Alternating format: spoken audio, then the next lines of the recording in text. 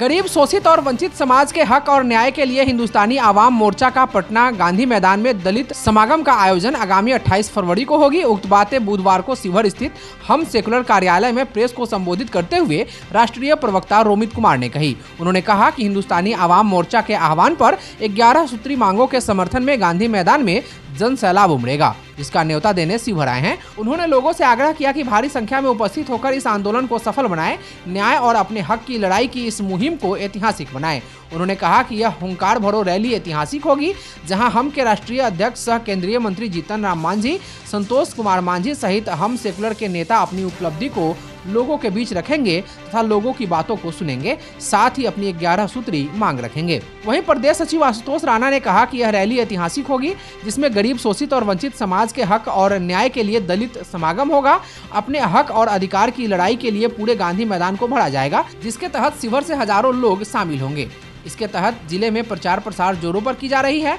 मौके पर प्रदेश सचिव अनिल कुमार यादव, प्रदेश सचिव सह मंत्री प्रभारी मोहम्मद सफीउद्दीन फलाही, डुमरी कटसरी प्रखंड अध्यक्ष मेहताब आलम, पिपराही प्रखंड अध्यक्ष छोटू पासवान सहित हम के दर्जनों कार्यकर्ता मौजूद थे। आगामी 28 फरवरी को पटना के गांधी मैदान में एक बड़ा जन सैलाब का आयोजन किया गया है, जिसे हमें नाम दिया गया है दलित समागम रैली का आयोजन किया गया है, जिसमें कम से कम पूरे बिहार और भारतवर्ष से लाखों के संख्या में लोगों के जुटने की उम्मीद है। इसके मुख्य अतिथि बिहार के पूर्व मुख्यमंत्री और केंद्रीय मंत्री आदरणीय श्री जीतन राम मांझी जी और हिंदुस्तानी आवाम मोर्चा सेकुलर के राष्ट्रीय अध्यक्ष सह बिहार के मंत्री और युवाओं के मार्गदर्शक संतोष मांझी जी दोनों मौजूद रहेंगे। साथ में हिंदुस्तानी आवाम मोर्चा सेकुलर के प्रदेश अध्यक्ष अनिल कुमार जी और जितने भी विधायक हैं, कार्यकर्ता प्रदेश स्तर से लेकर जिला स्तर और राष्ट्रीय स्तर के सारे नेता हिंदुस्तानी आवाम मोर्चा सेकुलर के उस दिन पटना के गांधी मैदान में एकत्रित होंगे।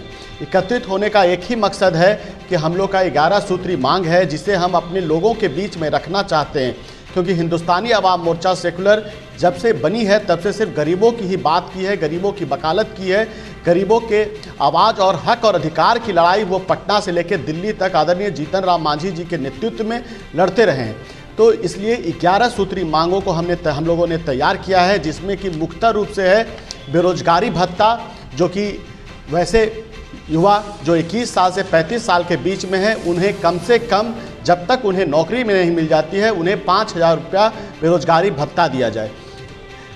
डॉक्टर श्री कृष्ण सिंह और दशरथ मांझी जी को भारत रत्न देने की जो हमारी पुरानी मांग है, उस पर वो भी एक मांग हम लोग के लिए इसमें कायम है।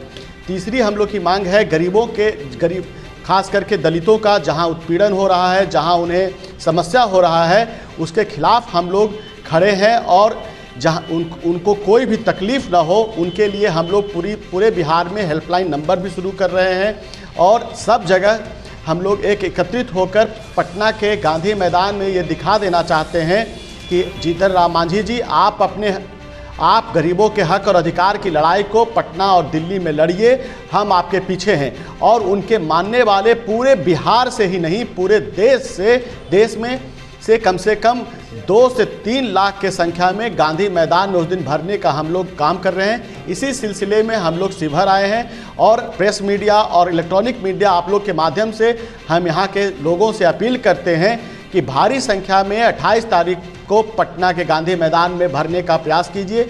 और प्रखंड अध्यक्ष से मेरी बात हुई है, उन्होंने आश्वासन दिया है कि कम से कम यहाँ से 4 से 5 हज़ार लोग पटना पहुँचेंगे और काफ़ी उत्साह लोगों के बीच में दिख रहा है। यही कारण है कि हम लोग यहाँ घूम के आपके माध्यम से लोगों तक ये मैसेज देना चाहते हैं कि डॉक्टर संतोष मांझी जी और जीतन राम मांझी जी दोनों आपके संवाद करने के लिए आपका आज तक उन्होंने क्या काम किया है, आगे की क्या रणनीति रहेगी, बिहार का जो ये राजनीति है वो किस दिशा में आगे बढ़ना चाहिए, इसके लिए एक अपने लोगों से संवाद करने के लिए उन्होंने एक रैली का आयोजन किया है। और आप लोगों से अपील करता हूं कि उस दिन पटना के गांधी मैदान में भारी संख्या में आइए, जिससे कि उनका भी सीना चौड़ा रहे और आपके हक और अधिकार की लड़ाई वो जिस तरह से लड़ते रहे हैं पिछले 10 साल से, वो उस तरह आगे भी हिंदुस्तानी आवाम मोर्चा सेकुलर के बैनर तले लड़ाई लड़ते रहेंगे हम लोग। इसी क्रम में हम आज शिवहर आए हुए हैं। मोतिहारी के जीडी गोयनका पब्लिक स्कूल में 17 से 19 फरवरी तक बालिकाओं का इंटर हाउस बास्केटबॉल प्रतियोगिता का आयोजन किया गया, जिसमें 4 हाउस राधा कृष्णन, टेरेसा, टैगोर और विवेकानंद हाउस के बीच कड़ी प्रतिस्पर्धा देखने को मिली। सेमीफाइनल में राधा कृष्णन हाउस ने टैगोर हाउस को हराकर फाइनल में जगह बनाई, वहीं टेरेसा हाउस ने विवेकानंद हाउस को हराया। 19 फरवरी को हुए रोमांचक फाइनल मुकाबले में राधा कृष्णन हाउस ने टेरेसा हाउस को मात देकर खिताब अपने नाम किया। इस अवसर पर प्राचार्य डॉक्टर विनोद कुमार भाटिया ने सभी खिलाड़ियों के समर्पण और खेल भावना की सराहना की और उन्हें शिक्षा और खेल दोनों में उत्कृष्टता के लिए प्रयास जारी रखने के लिए प्रोत्साहित किया। पुरस्कार वितरण समारोह के साथ प्रतियोगिता का समापन हुआ, जिसने छात्रों को टीम वर्क और खेल में उत्कृष्टता के लिए प्रेरित किया। अपने जनसंपर्क यात्रा के दूसरे दिन जन सुराज के प्रदेश अध्यक्ष जिले के संगठन जिला पकड़ीदयाल स्थित पार्टी कार्यालय पहुंचे, जहां संगठन जिले के पदाधिकारियों के साथ बैठक की। इस दौरान उन्होंने कार्यकर्ताओं के बीच खुलकर अपनी पार्टी की विचारधारा साझा की। उन्होंने स्पष्ट किया कि उनका उद्देश्य केवल सरकार बनाना नहीं है, बल्कि बिहार में व्यवस्था परिवर्तन लाना है। प्रदेश अध्यक्ष ने कहा कि बीते 40 वर्षों से बिहार की जनता को विभिन्न राजनीतिक दलों द्वारा ठगा जा रहा है। उन्होंने सवाल उठाया कि अगर राज्य में विकास हुआ है तो वह धरातल पर क्यों नहीं दिखता। उन्होंने कहा कि बिहार आज भी वहीं खड़ा है जहां 40 साल पहले खड़ा था। जो नेता विकास का ढिंढोरा पीटते हैं वे बताएं कि विकास कहां हुआ है। उन्होंने कार्यकर्ताओं से आह्वान किया कि वे जनता के बीच जाकर उन्हें जागरूक करें। उन्होंने कहा कि हमारा लक्ष्य किसी पार्टी का विरोध करना नहीं है, बल्कि जनता की समस्याओं का समाधान करना है। सोचते हैं तो फिर बताइए बिहार में बदलाव कहां से आएगा? इन पार्टियों ने जो आपके साथ किया है वो केवल धोखा है। आपके साथ केवल धोखा हुआ है। अगर आप इस धोखे से निकलना चाहते हैं, अगर आप बिहार को बदलना चाहते हैं, अगर आप इस व्यवस्था को बदलना चाहते हैं, तो जो विकल्प आपके सामने आना चाहिए वही उसी का नाम जनसुराज है। जनसुराज आपके पास एक ऐसा विकल्प बनकर आई है जो आपको इस अंधकार से, इस उबाऊ जिंदगी से, इस थकान से और इस धोखे से बाहर करने का संकल्प लेकर आई। मुश्किल ये है कि जनसुराज के पास कोई जादू की छड़ी तो है नहीं, क्योंकि अगर बिहार में बदलाव लाना है तो बिना जादू की छड़ी के ये हो नहीं सकता। वो क्या चीज है जिससे जनसुराज ये वादा करती है आपसे कि हम बिहार में बदलाव लाकर आपको दिखाएंगे? 2 चीजें हैं जो बिहार में इस अव्यवस्था के लिए जिम्मेदार है। आपको आपके साथ जो धोखा हुआ है उसके लिए जिम्मेदार है।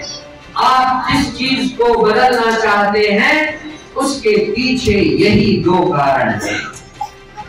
एक है भ्रष्टाचार और दूसरा है कानून व्यवस्था की कमी।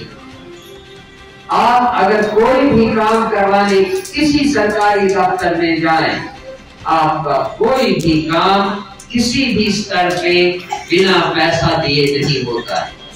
होता है क्या? बिना पैसा दिए कोई काम होता है क्या? कहीं भी कोई काम नहीं होता। किसी सरकारी दफ्तर में, सरकारी अस्पताल में कोई इलाज नहीं होता। किसी थाने में आप रिपोर्ट लिखाने जाएं तो बिना पैसा दिए कोई आपका रिपोर्ट लिखने के लिए तैयार नहीं होता। थाने जाकर आप पुलिस वालों के हाथों परेशान होते हैं, बजाय इसके कि आपकी बात को सुना जाए।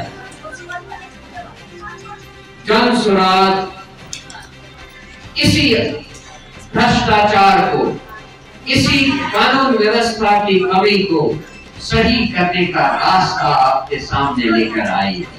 मोतिहारी के छतौनी स्थित स्पोर्ट्स क्लब स्टेडियम में सरदार अमृत सिंह विक्की मेमोरियल ट्रॉफी के लिए खेली जा रही जिला फुटबॉल लीग मैच में आज अंडर 14 का फाइनल मैच आरडीपीएस मोतिहारी और स्पोर्ट्स क्लब मोतिहारी के बीच खेला गया, जिसमें आरडीपीएस ने स्पोर्ट्स क्लब को 6-5 से पराजित कर फाइनल मैच जीतकर अंडर 14 की चैंपियन बनी। खेल के दौरान मध्यांतर से पहले खेल के 25वें एवं 35वें मिनट पर स्पोर्ट्स क्लब के जर्सी नंबर 12 राजकुमार ने 2 गोल कर स्कोर 2-0 कर दिया। मध्यांतर के बाद खेल के 47वें एवं 67वें मिनट पर क्रमशः आरडीपीएस के जर्सी नंबर 7 और 2 यासिर अराफात एवं जिसान आलम ने 1-1 गोल कर स्कोर बराबर कर दिया।